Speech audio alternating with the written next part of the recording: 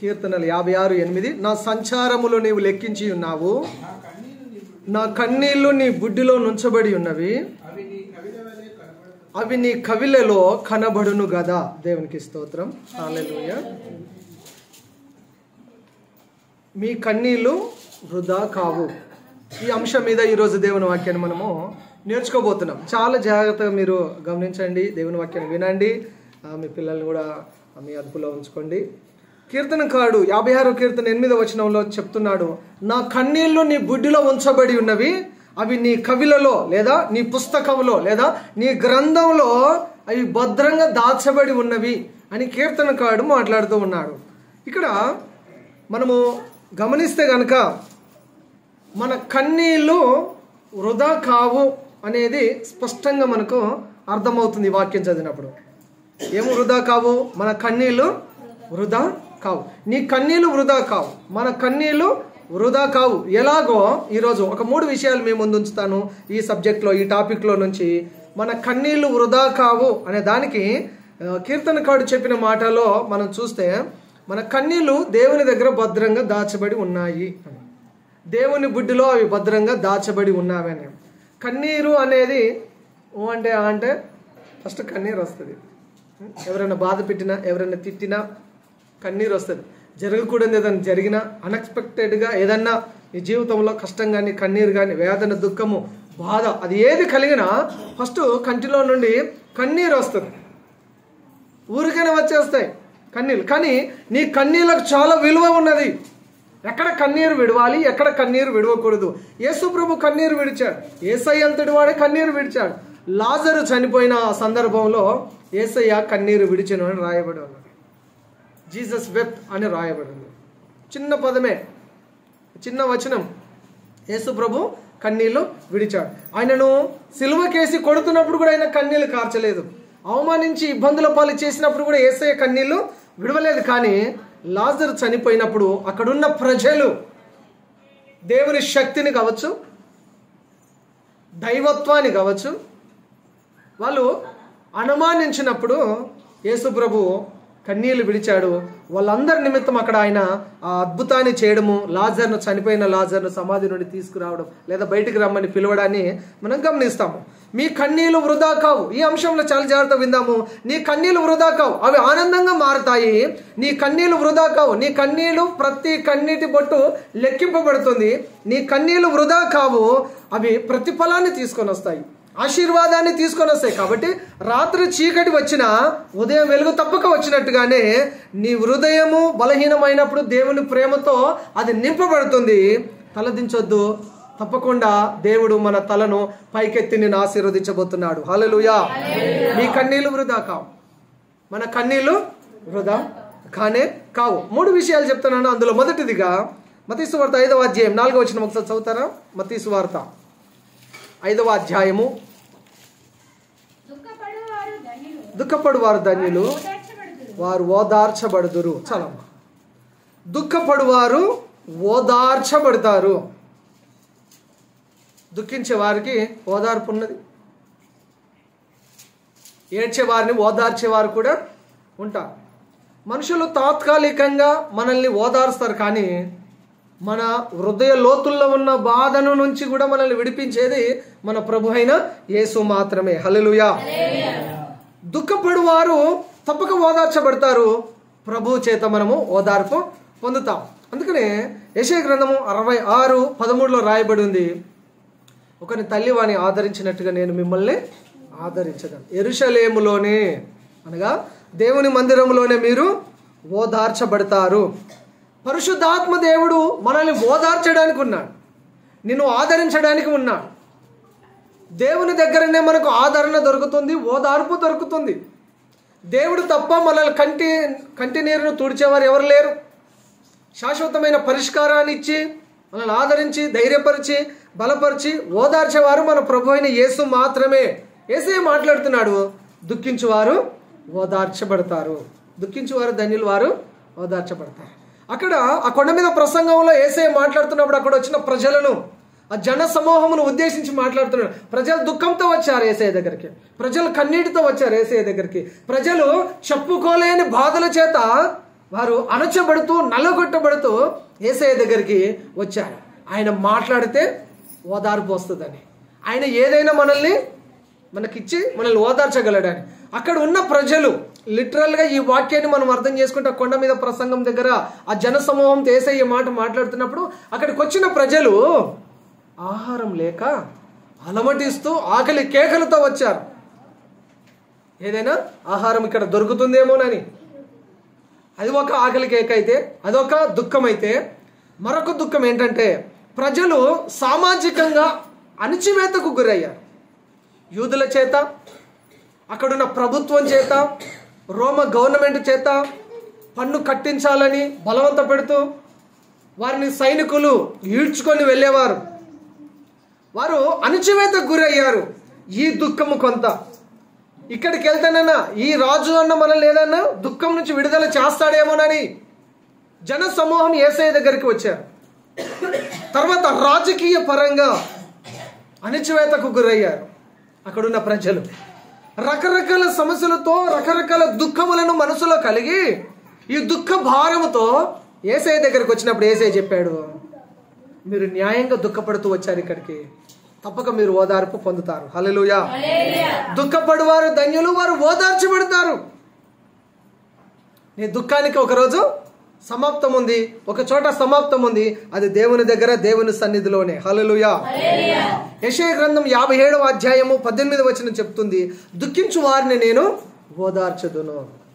ప్రవక్త మాట్లాడుతున్నాడు, యెషయా భక్తుడు మాట్లాడుతున్నాడు. దుఃఖించు వారిని నేను ఓదార్చదును. దేవుడు ఓదార్చే వాడుగా ఉంటున్నాడు. దేవుడు ఓదారుస్తాడు. మనం దేవుడే ఓదారుస్తాడు. ఒక మాట చదవండి, రోమపత్రిక 12వ అధ్యాయము 15వ వచనం. రోమీలకు రాసిన పత్రిక 12వ అధ్యాయము 15వ వచనం. సంతోషించు వారితో సంతోషించుడి, ఏడ్చు వారితో ఏడువుడి. అక్కడ వరకు ఏడ్చు వారితో ఏడవండి. చెప్తారా నాతో పాటు? ఏడ్చు వారితో ఏడవండి, నవ్వే వారితో నవ్వండి. దుఃఖానికి ఓదార్పు ఉన్నది, ఇది మొదటిది. అందులో ఏడ్చు వారితో ఏడువుడి, సంతోషించు వారితో సంతోషించండి. ఇది క్రైస్తవుడికి కలిగి ఉండాల్సిన లక్షణం.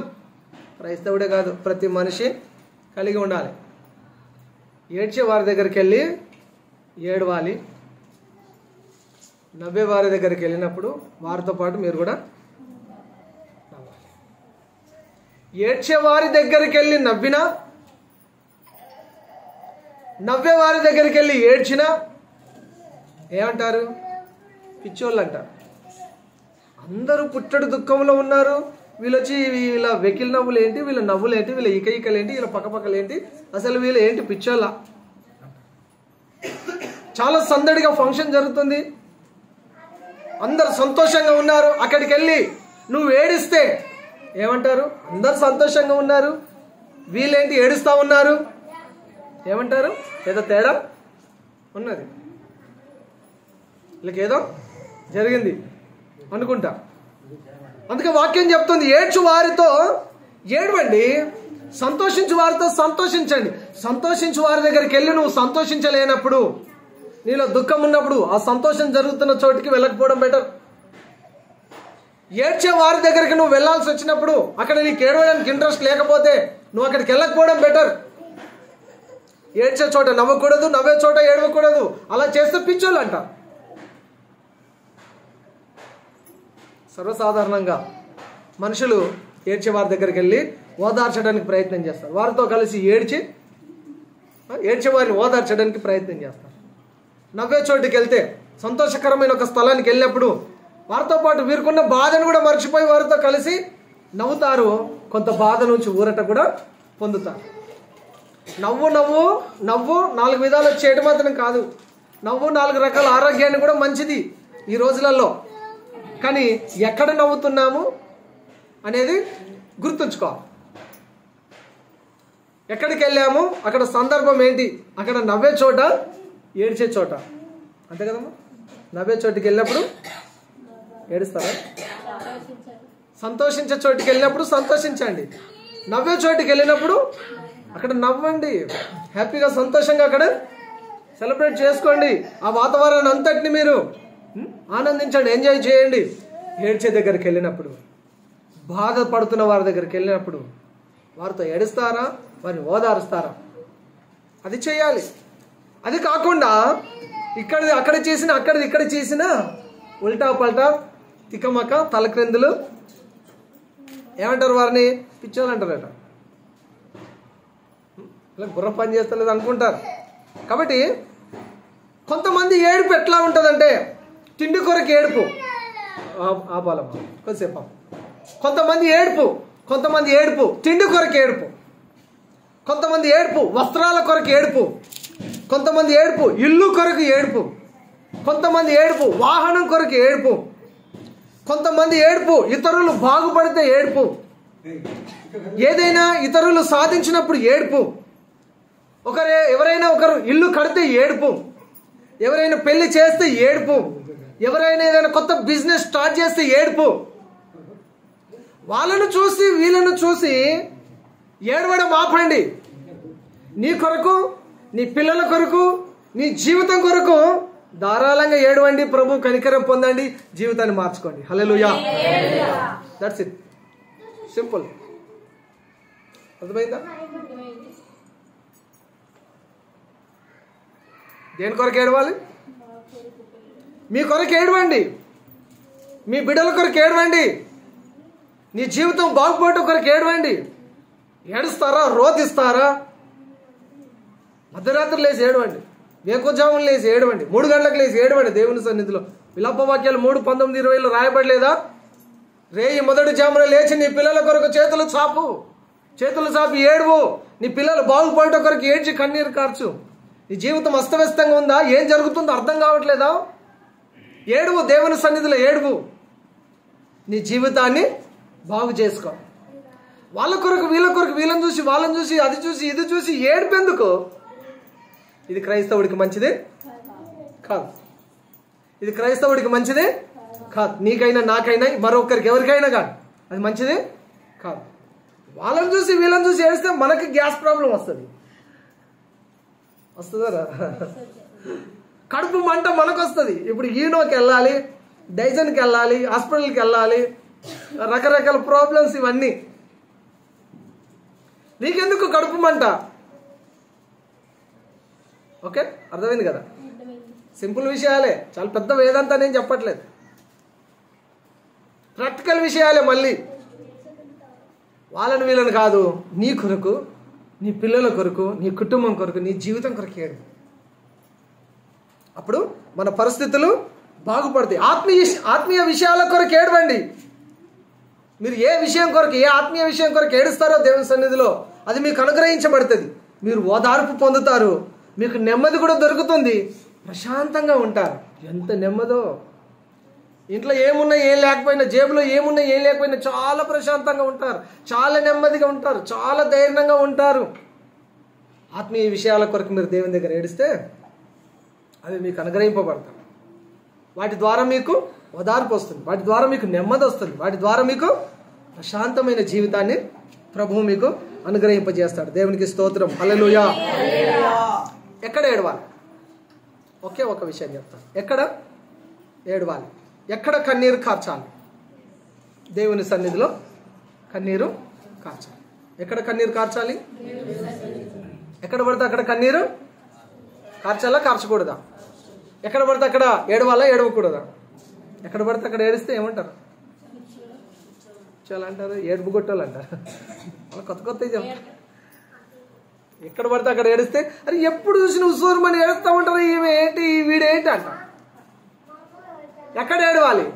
ఎక్కడ ఏడవాలండి? దేవుని సన్నిధిలో ఏడవాలి, ప్రార్థనలో ఏడవాలి. ఎక్కడ ఏడవాలి?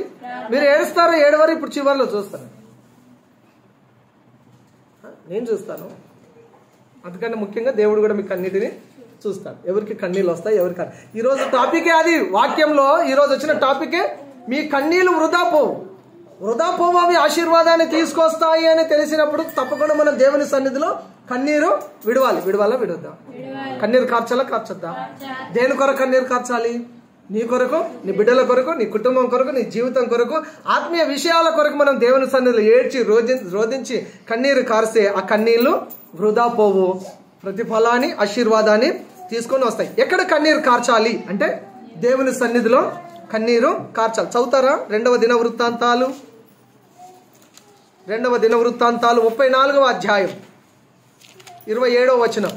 2వ దినవృత్తాంతాల గ్రంథము 34.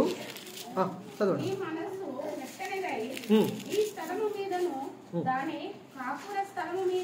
దేవుడు పలికిన మాటలను నీవు విన్నప్పుడు నా సన్నిధిని నిన్ను నీవు తగ్గించుకొని నీ వస్త్రములు చింపుకొని నా సన్నిధిని కన్నీరు విడిచితివి గనుక నీ మనవిని నేను ఆలకించితిని. నా సన్నిధిని నీవు కన్నీరు విడిచితివి గనుక నేను నీ మనవిని ఆలకించితిని. ఎక్కడ కన్నీరు విడవాలని వాక్యం చెప్తుంది? నా సొంత మాటలు కాదు, బైబిల్ గ్రంథంలో ప్రభువు రాసి పెట్టాడు. దేవుని సన్నిధిలో నువ్వు కన్నీరు విడిచావు కాబట్టి నువ్వు కనికరం పొందావు. దేవుని సన్నిధిలో నువ్వు కన్నీరు విడిచే వారంగా మనం ఉండాలని వాక్యం చెప్తున్నాను. ఎక్కడ పడితే అక్కడ కన్నీరు కార్చడం కాదు. ఏమి జరిగినా ఏడుస్తారు కొంతమంది, ఏం జరిగినా ఏడుస్తారు కొంతమంది. ప్రతిదానికి, ప్రతి చిన్నదానికి, పెద్దదానికి, ప్రతిదానికి ఏడుస్తూ ఉంటారు. ఎక్కడ పడితే అక్కడ కన్నీరు కార్చి నీ కన్నీటిని వృధా చేసుకోవద్దు. నీ కన్నీళ్లు చాలా విలువ గలవి. నీ కన్నీటికి చాలా విలువ ఉన్నది. వాటిని వృధాగా చేసుకోవద్దు. ఎక్కడ కన్నీళ్లు విడిస్తే నీ కన్నీళ్లు వృధా కావంటే దేవుని సన్నిధిలో. నా సన్నిధిని కన్నీరు విడిచితివి గనుక నేను నీ మనవిని ఆలకించి తిని. బైబిల్లో దేవుని సన్నిధిలో కన్నీరు కార్చి బాగుపడ్డ వాళ్ళు ఉన్నారా? ఉన్నారమ్మా? ప్రేమమ్మ ఉన్నారా? ఉంటారు కదా. బైబిల్లో అట్లా చాలా మంది ఉన్నారు, కన్నీరు కార్చి బాగుపడిన వాళ్ళు. దేవుని దగ్గర కన్నీళ్లు కార్చిన వారు బైబిల్లో చాలా మంది ఉన్నారు. నేను 1-2 చెప్తాను. ఫస్ట్ హిజ్కియాకు వచ్చిన వార్త ఏంటంటే, నువ్వు త్వరలో చనిపోబోతున్నావు. ఈ వార్త తెలియగానే ఒక్కొక్కరు ఒక్కొక్క రకంగా రియాక్ట్ అవుతారు. కానీ ఈయన రియాక్ట్ అయిన విధానం చాలా అద్భుతంగా ఉంది. ఈ హిజ్కియా రాజు ఎలా రియాక్ట్ అయ్యాడు, ఎలా స్పందించాడు ఆ వార్త కంటే, వెంటనే గోడతట్టు మొహం తిప్పుకొని కన్నీళ్లు విడుచుచు దేవుని సన్నిధిలో ప్రార్థన చేయడం ప్రారంభించాడు. ఏమని ప్రార్థన చేస్తున్నాడంటే, ప్రభువా దయతో నన్ను, కనికరంతో నన్ను జ్ఞాపకం చేసుకో. నేను ఎలా జీవించానో నా జీవితం నీ ముందు ఉంది కదా. దయచేసి నాకు ఒక ఛాన్స్ ఇవ్వండి. దయచేసి నాకు ఒక అవకాశం ఇవ్వండి. మరొకసారి నాకు ప్రాణం పెట్టండి, ప్రాణభిక్ష పెట్టండి. ఇక నుంచి నేను చక్కగా బ్రతుకుతాను, కుదురుగా బ్రతుకుతాను, సరిగా బ్రతుకుతాను. నాకు ఒక అవకాశాన్ని ఇవ్వండి అని దేవుని సన్నిధిలో కన్నీరు కారుస్తూ ఏడ్చి ప్రార్థన చేస్తే దేవుని దగ్గరికి నుంచి ఒక వార్త వచ్చింది. ఆ ప్రార్థన విన్న తర్వాత, నువ్వు మరణం కావు, ఇంకొక 15 సంవత్సరాల ఆయుష్ నేను నీకు ఎక్స్ట్రా ఇస్తున్నానని ప్రభువు మాట్లాడాడు. హల్లెలూయా. హిజ్కియా కన్నీళ్లను తుడిచి ఆయుష్ పొడిగించిన దేవుడు, అదే సేమ్ దేవుడు మన మధ్యలో ఉన్నాడు. నువ్వు నమ్మిన దేవుడు నీ ఆయుష్ను పొడిగిస్తాడు, నీ కన్నీటిని చూస్తాడు, నీ కన్నీటిని తుడుస్తాడు. నీకు కూడా ఆయన ఆయుష్ను పెంచి ఆయురారోగ్యాలతో వర్ధిలింపచేసే దేవుని దగ్గరకు వచ్చావు. ప్రభువా నాకు జీవాన్ని దయచేయి అని మనం అడగగలగాలి. ఆయన సన్నిధిలో కన్నీరు విడిచి, ఆయన సన్నిధిలో కన్నీరు కార్చి ప్రార్థించిన వారి ఆ ప్రార్థన వృధా పోదు, ఆ కన్నీరు వృధా పోరు. ఆ ప్రార్థన ఫలితం కూడా నీ జీవితంలో తప్పక నువ్వు అనుభవిస్తావు. దేవునికి స్తోత్రం. హల్లెలూయా. హిజ్కియా కన్నీళ్లు వృధా కాలేవు. ఆయన కన్నీరు కార్చి ప్రార్థించినప్పుడు ఆయనకు ఆయుష్ వచ్చింది, ఆరోగ్యము, ఆయుష్ వచ్చింది. నెక్స్ట్ బైబిల్లో ఒక లేడీ ఉంది, ఆమె పేరు హన్నా. దేవుని సన్నిధికి వచ్చి ఆమె కన్నీళ్లు విడుస్తూ ఉంది. దేవుని సన్నిధిలో ఏడుస్తూ ఉంది. ఏడ్చి ఏడ్చి ఏడ్చి అలసిపోయి సోలిపోయి కింద పడిపోయింది. ఏంటమ్మా అని దైవజనుడు వచ్చి అడిగితే ఆమె చెప్పింది, అయ్యా ప్రార్థన చేసి చేసి చేసి మొత్తం నేను కృంగిపోయి ఇక్కడ పడిపోయాను, శక్తి బలం లేకుండా అయిపోయాను. ఆమె కన్నీరు కార్చి ప్రార్థించిన ప్రార్థనను దేవుడు విన్నాడు. దేవుని మందిరంలో ఆమె కన్నీరు విడిచింది, దేవుని సన్నిధిలో ఆమె కన్నీరు విడిచింది. ఎందుకొరకు కన్నీరు కార్చిందంటే నాకు కుమారుడు కావాలి అని కన్నీరు కార్చింది. దేవుడు చెప్పాడు, నీకు కుమారుడు అనుగ్రహిస్తానన్నాడు. దేవుడు కుమారుణ్ణి ఇచ్చాడు. దేవుని స్తోత్రం, హల్లెలూయా. హన్నా కన్నీళ్లు వృధా కాలేవు. ఆమె అడిగిన కుమారుణ్ణి, గర్భఫలమును ప్రభు ఇచ్చి ఆమెను సంతోషపెట్టాడు. దేవునికి మహిమ, హల్లెలూయా. నెక్స్ట్, సంఘము కన్నీటి ప్రార్థన. ఏ సంఘము? అపోస్తలుల సంఘం. ఇంకా ఏ సంఘము చెప్పండి అమ్మా? ఏ సంఘం? మన సంఘమా? మన సంఘమే, మన సంఘమే. ఇప్పుడు వాళ్ళ సంఘం వీళ్ళ సంఘము, ఎప్పుడు వాళ్ళ సంఘం వీళ్ళ సంఘం చెప్తుంటాం కదా. బైబిల్లో ఉన్న అపోస్తలుల సంఘం లేకపోతే వీళ్ళు వాళ్ళు అంటుంటాం కదా. మన సంఘమే, చీకటి మామిడి సంఘం.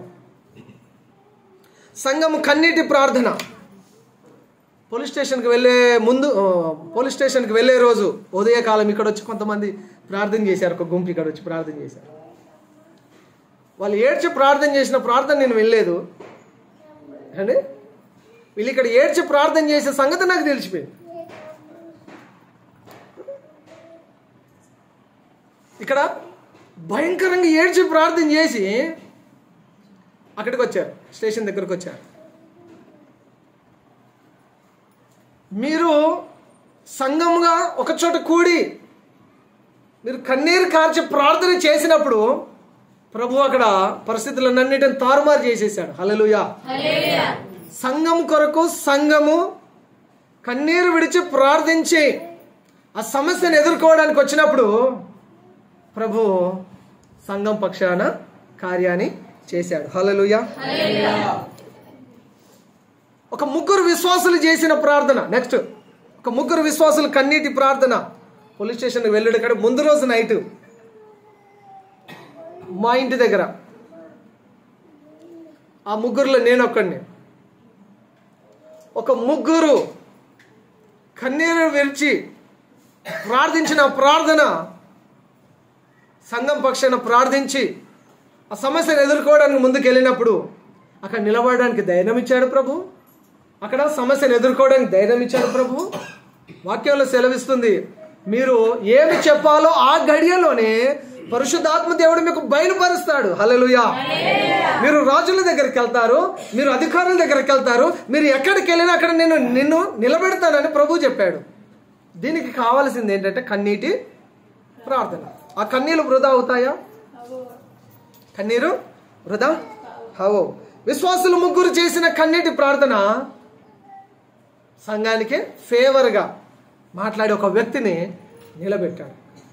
ఆ ముగ్గురం ప్రార్థన చేస్తున్నాను. నేను చెప్పిన ఎవరి దగ్గరకైతే వెళ్ళి వాళ్ళు కానీ మనం కానీ మాట్లాడబోతున్నామో ఆ వ్యక్తిలో దేవుడుండి కార్యం చేయాలని ఆ రోజు రాత్రి నేను చెప్పి ఆ రోజు రాత్రి నేను ప్రార్థన చేశాను. ఏదైతే ప్రార్థన చేశామో అది ఎప్పుడు జరుగుతుంది అని చూస్తే చివరిలో ఈవినింగ్లో జరిగింది. హల్లెలూయా. ఎప్పుడు జరిగింది? అది ఈవినింగ్లో జరిగింది. క్లోజింగ్ ఎక్కడ వచ్చిందంటే ఈ ప్రార్థనలకు అన్నిటికీ సమాధానాన్ని ప్రభు చివరిలో ఇచ్చాడు. ఎగిరే వాళ్ళంతా ఎగురుతారు, వచ్చే వాళ్ళంతా వస్తారు, మాట్లాడే వాళ్ళంతా మాట్లాడతారు, మాట్లాడకుండా ఉండే వాళ్ళు కూడా ఉంటారు, రకరకాల ప్రజలు ఉంటారు. కానీ దేవుడు కార్యం ఎవరి ద్వారా ఎలా చేయాలో అలా తప్పక ఆయన కార్యాన్ని ఆయన జరిగించుకున్నాడు. ఇది ఎవరిది సమస్య అంటే దేవుని సమస్య. ఎవరిది సమస్య అంటే సంఘ సమస్య. సంఘం కొరకు ప్రాణం పెట్టింది యేసయ్య, సంఘమును స్వరక్తం ఇచ్చి కొన్నది యేసయ్య. ఆయన సంఘానికి సమస్య వచ్చినప్పుడు జోక్యం చేసుకునేది ఎవరు? విడుదల చేసేది ఎవరు? వ్యక్తులను లేపేది ఎవరు? ఆయన. హల్లెలూయా. ఆయన చేయాలి. ఆయన ఏదైనా చేస్తేనే మనం హ్యాపీగా ఉంటాం, మనం సంతోషంగా ఉంటాం. 2-3 days నుంచి తినలేదు, నిద్రపోలే. నేను ఆ రోజు సాయంత్రం వెళ్ళి ఒకటి భోజనం చేసి హాయిగా పడుకున్నాను. దేవుని కార్యం జరిగితే మనకు ప్రశాంతత వస్తుంది. హల్లెలూయా. దేవుడు కార్యం చేస్తే, దేవుడు జోక్యం చేసుకుంటే మన మనసులోకి నెమ్మది వచ్చేస్తుంది, ప్రశాంతత వచ్చేస్తుంది, మన దుఃఖం తుడవబడుతుంది, మన కన్నీళ్లు తుడవబడతాయి, మన కన్నీటినైనా నాట్యంగా మారుస్తాడు. దేవునికి మహిమ. హల్లెలూయా. సంఘం ప్రార్థన చేసి ఒక ముగ్గురు ప్రార్థన చేశారు, సేవకుడు ప్రార్థన చేశారు, సంఘస్థులు అందరూ ప్రార్థించారు. నాకు తెలిసిన ప్రేయర్ టీమ్స్ అన్ని ప్రార్థన చేశాయి ఈ ఇష్యూ కొరకు. దేవుడు విడుదలనిచ్చాడు. హల్లెలూయా. దేవుడు ఏం చేశాడు? విడుదలనిచ్చాడు. ఆ సమస్య నుంచి విడుదలనిచ్చాడు. ఎవరికి భయం పెట్టాలో వారికి భయం పెట్టాడు, ఎవరు బెదిరించాలో వాళ్ళని బెదిరించాడు. ప్రభు భయము ప్రజలందరికీ వచ్చేసింది, నాకు కూడా వచ్చేసింది. దేవుని భయము నాకు కూడా వచ్చేసింది. దేవుని భయం మన మీదకి రావాలి, అది క్షేమము, అది క్షేమం. దేవునికి స్తోత్రం, హల్లెలూయా. ఎన్ని చెప్పాను? ఇస్కియేలు 1, హన్నాది 2, సంఘం కన్నీటి ప్రార్థన, ఒక 3 విశ్వాసుల కన్నీటి ప్రార్థన. ఆత్మీయ బిడ్డలు ప్రార్థన చేశారండి. మొన్న నాకు యాక్సిడెంట్ అయినప్పుడు కొంతమంది ఆత్మీయ బిడ్డలు ఏడ్చి ప్రార్థన చేశారు. నా కొరకు కూడా ఏడ్చి ప్రార్థన చేశారు. ఆయన ఎట్లా పోతే నాకెందుకులే అనుకోలేదు. కొందరు ఆత్మీయ బిడ్డలు ప్రార్థించారు. అయ్యో మా సేవకుడికి ఇట్లా అయిందే, అయ్యో మా పాస్టర్ గారు చర్చికే రాలేదే, కుండపోత వర్షం పడిన వర్షంలో వచ్చేటోడు ఈ మనిషి ఈరోజు చర్చిలో కనబడతలేడు. 2 సంఘాలలో ఏడ్చి ప్రార్థించారు నా కొరకు. ఇంకేం సంపాదించుకోవాలండి? ఒక 4 ఏడ్చి ప్రార్థించేవారు ఉన్నారు నా సంఘంలో. దేవుడు అటువంటి ఆత్మీయ బిడ్డలను ఇచ్చాడు నాకు. ఇక్కడ మీరు ప్రార్థించిన వాళ్ళు ఉన్నారు, ఏడ్చి కన్నీళ్లు కార్చి ప్రార్థించిన వాళ్ళు, ప్రతిరోజు మీ సొంత ప్రార్థనలో, మీ వ్యక్తిగత ప్రార్థనలో ప్రార్థించిన వాళ్ళు ఉన్నారు. దావరకొండలో ఒక ఆంటీ, వీళ్ళు వచ్చేసారు. వీళ్ళు అక్కడికి చర్చికి వెళ్ళిపోయారట. నేను ఇంట్లోనే ఉన్నాను కదా ఆ రోజు. మా అబ్బాయి వెళ్ళిపోయాడు, అబ్రహాము, యశ్పదం వీళ్ళందరూ వెళ్ళిపోయారట. పాస్టర్ గారు ఏదైనా చూస్తుందంట, ఆమె ఇంకా చూస్తుందంట. 5 నిమిషాలు అయింది, 10 నిమిషాలు అయింది, ఇంకా వస్తలేడు, పాస్టర్ గారు వస్తలేడు అని చూసి ఆమెకు తెలియదు. ఆమె డైరెక్ట్ ప్రార్థనలకు వచ్చేసింది. ఆమె అప్పటికి ఒక 2-3 వారాల నుంచి చర్చికి రాలేదు. ఆ రోజు వచ్చి పక్కనే ఉన్న మా కూతుర్ని అడిగిందట, డాడీ ఏడమ్మా పాప అని అడిగితే, డాడీకి యాక్సిడెంట్ అయింది కదా అంటే, నీకు తెలియదా, డాడీ ఈరోజు రాలేదు, చర్చికి రాలేదు, ఇంటి దగ్గర ఉన్నాడని ఆమె చెప్పే వరకు అప్పటి నుంచి ఏడుపు. మా తల్లి అంత ఏజ్ పడుతుంది ఆంటీ. ప్రార్థన అయిపోగానే చక్కగా ఇంటికి వచ్చేసింది. ఆమె ఏడుస్తుందంటే, అమ్మో నేను ఏడవలేదు, ఆమె ఏడుస్తుందంటే అయ్యో నాకే గుండెలు కరిగిపోయేటట్టుగా అనిపిస్తుంది. అంతగానో ఏడ్చి ప్రార్థన చేసింది, అంత కానుక పెట్టింది, వెళ్ళిపోయింది. జాగ్రత్త పాస్టర్ గారు అని చెప్పి వెళ్ళిపోయింది. ఏడ్చి ప్రార్థించే వాళ్ళు ఉన్నారు. నిజానికి చెప్పాలంటే ఆత్మీయ బిడ్డలు చేసిన కన్నీటి ప్రార్థననే నేను తొందరగా స్వస్థత పొందుకొని నడవగలిగాను. దేవునికి స్తోత్రం, హల్లెలూయా. ప్రార్థన నడిపించి, ప్రార్థన బ్రతికిస్తుంది, ప్రార్థన స్వస్థపరుస్తుంది. ప్రార్థన వల్లే త్వరగా రికవర్ అయ్యాను, చాలా స్పీడ్గా రికవర్ అయ్యా. నేను లాస్ట్ వీక్ కూడా చెప్పాను. ఆ 3 రోజులు నాకున్న కండిషన్లో నా పని అయిపోయింది. ఇక నేను నడవడం కష్టమేమో, చేరికే పరిమితం అయిపోతానేమో, లేకపోతే ఎవరో ఒకరు సపోర్ట్గా నిలబడాలేమో, లేకపోతే చేతి కర్ర సాయంతో నేను నడవాలేమో అని కృంగిపోయాను, బాధపడిపోయాను. నా పని అయిపోయింది అనుకున్నాను. పులిలాంటి మనిషిని ఇట్లా అయిపోయానని చాలా కృంగిపోయా.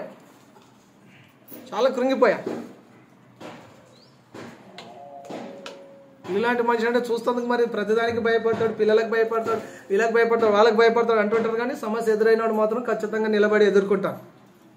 సంఘాన్ని ప్రేమిస్తాను. కొన్నిసార్లు సంఘాన్ని ప్రేమించే క్రమంలో సంఘాన్ని అతిగా ప్రేమించేటప్పుడు కొన్నిసార్లు ఏమనుకుంటానంటే, వాళ్ళు చెప్పిందే నేను వింటున్నట్టుగా అనిపిస్తుంటుంది. వాళ్ళకి నేను రెస్పెక్ట్ ఇస్తున్నప్పుడు వాళ్ళకి నేను భయపడుతున్నాను అన్నట్టుగా ఉంటుంటుంది కొన్నిసార్లు. కానీ చాలా ధైర్యంగానే ఎదుర్కొంటాను ప్రతి సమస్యను.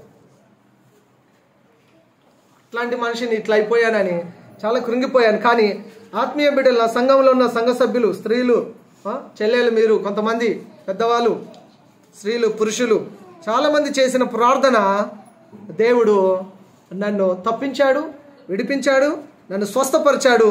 మన కన్నీటి ప్రార్థనను దేవుడు దాటిపోడు. హల్లెలూయా. దాటిపోతాడమ్మా? మీరు కన్నీరు విడుస్తుండగా ఒక ప్రార్థన అంశం చేస్తూ కన్నీటిని దాటి వెళ్ళిపోతాడా ప్రభు? అంత శక్తి నీ కన్నీళ్ళకుంది. నువ్వు ఒక విషయం కొరకు కన్నీరు విడిచి ప్రార్థన చేస్తే ప్రభు దాటిపోడు. ఆగి నీ కన్నీటిని తుడిచి ఆ సమస్యను అంతటికీ పరిష్కారాన్ని దయచేసే దేవుడు. ఈ సూత్రము నీకు తెలిసినప్పుడు మరి ఎందుకు నీకున్న సమస్య కొరకు కన్నీళ్ళు విడిచి ప్రార్థన చేయవు? ఎందుకు నీకున్న ఇబ్బంది కొరకు, ఎందుకు నీకున్న సమస్య కొరకు, ఎందుకు నీ కుటుంబం కొరకు, ఎందుకు నీ బిడ్డల కొరకు, ఎందుకు మీ ఆయన కొరకు, ఎందుకు మీ ఆవిడ కొరకు నువ్వు కలిసి ప్రార్థన చేయవు? దేవుని సన్నిధిలో ఏడ్చి గోజాడి ప్రార్థించవు ఎందుకు? ఈ రహస్యం నీకు తెలిసినప్పుడు, నా కన్నీళ్లు నా దేవుడు దాటిపోడు అని నీకు తెలిసినప్పుడు తప్పక మనం చేయవలసిందే కన్నీటి ప్రార్థన. హల్లెలూయా. కన్నీటి ప్రార్థన. మొదటిది దుఃఖపడువారు ఓదార్చబడతారు. రెండవది ఎక్కడ మనం కన్నీరు కార్చాలంటే దేవుని సన్నిధిలో. దేవుని సన్నిధిలో కన్నీరు విడిచిన వారు అద్భుతాలను చూశారు. అందులో 5 విషయాలు చెప్పారు. ఒకటి హిజ్కియా, హన్నా, ఈ సంఘము, దామరకొండ సంఘము, ఈ 2 సంఘాలు ఉన్న ఆత్మీయ బిడ్డలు కార్చిన కన్నీరు అద్భుతాలను జరిగించాయి. కాబట్టి ఆ కన్నీటికి శక్తి ఉంది. ఆ కన్నీటిని ప్రభువు దాటిపోడు. మూడవది చివరిది యోహాను సువార్త 16వ అధ్యాయం 20వ వచనం చదువుతారా? ఒక్కసారి ఒక్క మాట చదవండి, ఒక్క 5 minutes. యోహాను సువార్త 16:20.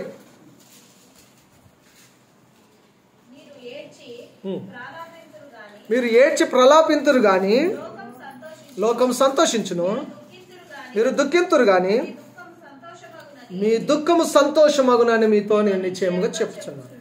మీ దుఃఖము సంతోషమగును. హల్లెలూయా. మీ దుఃఖము సంతోషం. దేని గురించి దుఃఖిస్తున్నాము? అసలు ఈ టాపిక్ ఇక్కడ రావడానికి మీలో చాలా మందిలో దుఃఖకరమైన సంఘటన, మీ హృదయంలో దేవుడు కార్యం చేయడానికి ఇష్టపడుతున్నాడు. మీలో ఉన్న దుఃఖం నుంచి మీకు విముక్తి ఇవ్వడానికి మీరు ఏ విషయం గురించి దుఃఖిస్తున్నారో, కన్నీరు కారుస్తున్నారో, ఏ విషయం గురించి మీరు ఏడుస్తున్నారో ఆ విషయంలో దేవుడు ఈరోజు మీకు పరిష్కారాన్ని చూపించడానికే ఈ వాక్యాన్ని మన మధ్యలో తీసుకొని వచ్చాడు. హల్లెలూయా. మీ దుఃఖం సంతోషం అవుతుంది. 126వ కీర్తన 5-6 వచనాలలో కన్నీటితో విత్తువారు సంతోషముతో పంట కోస్తారు, సమృద్ధిగా పంట కోస్తారట. సమృద్ధిగా విత్తేవాడు సమృద్ధిగా పంట కోస్తారు. కన్నీటితో ఏడ్చుచు పిడికడి విత్తనాలు చేత పట్టుకొని ఏడ్చుచు విత్తువాడు సంతోష గానంతో పనులు మోసుకొని వస్తాడట.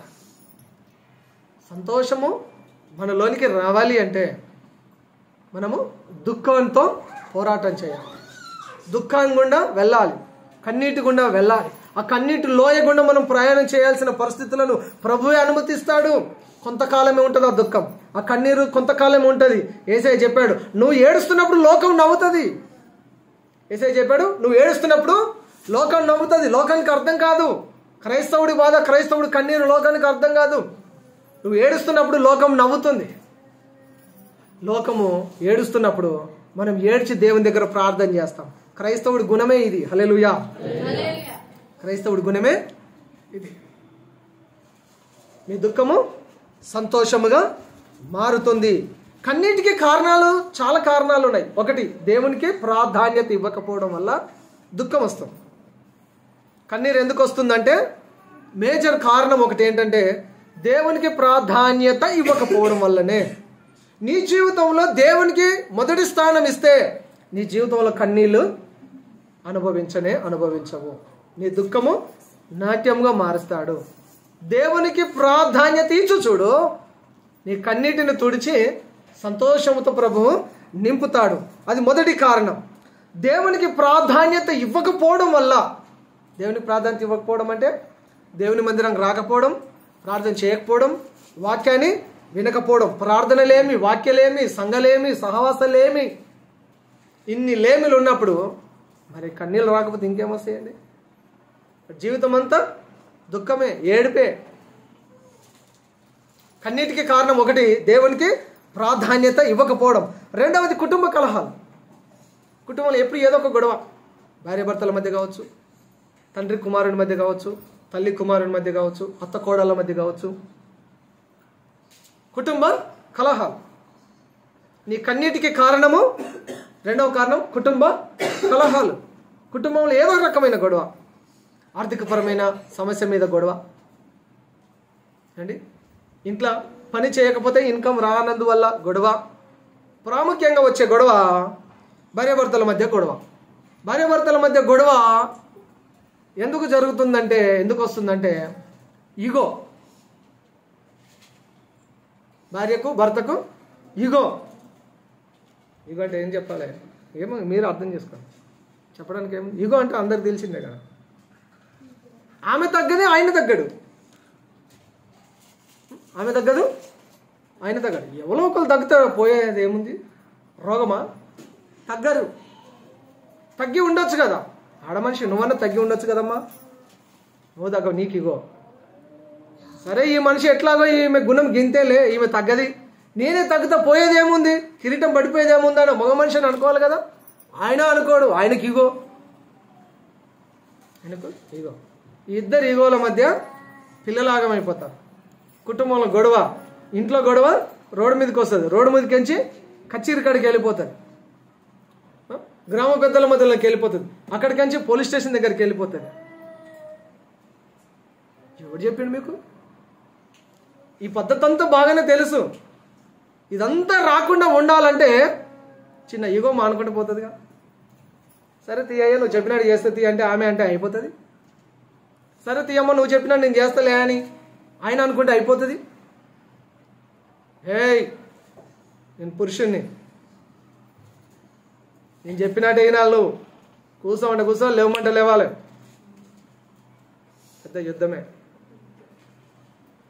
ఇగో ఇగో కన్నీటి కారణం కుటుంబంలో భార్యాభర్తల మధ్య మిస్అండర్స్టాండింగ్, అనుమానాలు, ఈగో ప్రాబ్లమ్స్. నెక్స్ట్ కుటుంబంలో లేదా ఒక మనిషి జీవితంలో కన్నీటి కారణము కరెంట్ అఫైర్స్ ఈ మధ్య కాలంలో జరిగినాయి. రోడ్డు ప్రమాదాలు. మీరు తప్పకుండా ప్రార్థన చేయండి రోడ్డు ప్రమాదాల కొరకు. నేను డైలీ ప్రార్థన చేస్తున్నాను. రోడ్డు ప్రమాదాలు జరగకుండా ప్రభువా కాపాడండి అని ప్రార్థన చేయండి. మన కర్నూలు బస్సు ప్రమాదం జరిగింది. ఇక్కడ తాండూరు వికారాబాద్లో ఆర్టీసీ బస్సు టిప్పర్లు పట్టుకున్నాయి. ఒకే ఇంటిలో 3 ఆడపిల్లలు చచ్చిపోయారంటే, ఒకటో ఇంటిలో 3 ఆడపిల్లలు బాగా చదువుకున్నారు, జాబ్ చేసి ఏదో చేద్దామనే సమయానికి ఒకటే రోజు ఒకటే యాక్సిడెంట్లో 3 అమ్మాయిలు చనిపోయారు. ఆ ఊర్లో ఒకదాని తర్వాత ఒకటి 3 పాడేలు వెళ్ళిపోతా ఉన్నాయి. నిజంగా సీన్ చూస్తే హృదయ విదారకం, అసలు మాటలో చెప్పలేదే బాధ. ఊరంతా ఏడుస్తాం. ఒకటే ఇంట్లో 3 శవాలు ఒకదాని తర్వాత ఒకటి వరుసగా వెళ్ళిపోతున్నాయి. గత్తరు వచ్చినప్పుడు, కరోనా వైరస్ వచ్చినప్పుడు అన్నా ఒకటి తర్వాత ఒకటి పెట్టేసి వచ్చేవాళ్ళు, ఒకటేసారి 3 పాడేలు మోసుకొని వెళ్ళిపోతున్నారు. ఎంత దౌర్భాగ్యం, ఎంత ఘోరం కదా పరిస్థితి. కారణం ఏంటి? రోడ్డు ప్రమాదాల వల్ల. ప్రభువా రోడ్డు ప్రమాదాలు జరగకుండా కాపాడండి. ఒక కుటుంబం ఎఫెక్ట్ అవ్వాలి అంటే, అవుతుందంటే, అయ్యిందంటే, కన్నీటి కారణం అయిందంటే, ఒకటి దేవునికి దూరం అవ్వడం, రెండవది కుటుంబ కలహాలు, మూడవది ఈ రోడ్డు ప్రమాదాలు. ఇప్పుడు జరుగుతున్న విషయం ఇది కాబట్టి రోడ్డు ప్రమాదాలు. నేను ఎన్నోసార్లు రోడ్డు ప్రమాదానికి గురి అయ్యాను. మొన్న ప్రమాదానికి గురి అయ్యింది, అది 4వసారి. లాస్ట్ టైము 10 years బ్యాక్ పడ్డాను. 6 months ఎఫెక్ట్ అయినా, 6 నెలలు. అప్పుడప్పుడే నా కాలు తగ్గుతుంది, చీకటి మనం స్టార్ట్ అయ్యాం. 2015 జూలై 19 ఫస్ట్ టైం వచ్చాను చర్చ్కి. నేను 2015 జనవరి 4వ తారీఖు 3వ తారీఖు నైట్ పడిపోయినా. జూలై వరకు నేను కవర్ కాలేదు. జూలైలో ఇక్కడ స్టార్ట్ అయినా, మళ్ళీ మొన్న యాక్సిడెంట్ గురయ్యాను. ఇది 4th టైం. మొన్న ఏడవలేదు. ఏడవడానికి నాకు ఛాన్స్ ఎక్కడ ఇచ్చారు? సంఘస్థులు ఎవరు ఛాన్స్ ఇవ్వలేదు నాకు ఏడవడానికి. ఏడ్చే పరిస్థితి రానివ్వలేదు. డబ్బులు లేవేమని చెప్పి డబ్బులు సర్దారు. మళ్ళీ ఒక్కడు ఎట్ట వెళ్ళిపోతాడని చెప్పేసి ఎత్తుకొని వెళ్ళారు, చూపించారు, తీసుకొచ్చారు. అయ్యో నన్ను చాలా బాగా చూసుకున్నారు. అసలు ఏడవడానికి ఛాన్స్ ఇవ్వలేదు నాకు. ఈసారి ఏడవలేదు. అప్పుడప్పుడు కృంగిపోయాను. కొంతమంది సంఘస్థులు నెగిటివ్గా మాట్లాడారు. మన సంఘమే కొన్ని మాటలు విన్నప్పుడు కొంచెం కృంగిపోయాను, నిరాశ చెందాను. సరే వాళ్ళు అంతేలే అనుకొని వదిలేసేసి, పట్టించుకుంటే వాళ్ళు ఇంతమంది ఉన్నప్పుడు పట్టింపు లేని మాటలు మాట్లాడేటోళ్ళు 1-2 ఉన్నప్పుడు సహజమే కదా. ఒక కుటుంబంలో 4 రకరకాలుగా మాట్లాడతారు.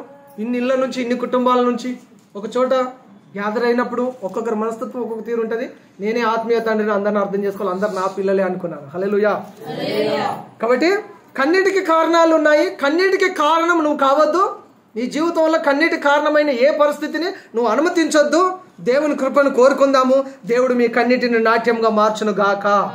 ఆమేన్. ప్రార్థన చేసుకుందాం. అందరం తలలో ఉంచి కళ్ళు మూసుకొని ప్రార్థన చేసుకుందామా? ప్రార్థన చేద్దాం. హల్లెలూయా. స్తోత్రం, స్తోత్రం, స్తోత్రం. అందరం ఒకసారి దేవుని సన్నిధిలో అడుగుదామా? దేవుని సన్నిధిలో అడుగుదామా? ప్రతి వారు ప్రార్థన చేయాలి. సహోదరి సహోదరుడా, నీ జీవితంలో నా కన్నీరేంటి? ఆ దుఃఖం ఏంటి?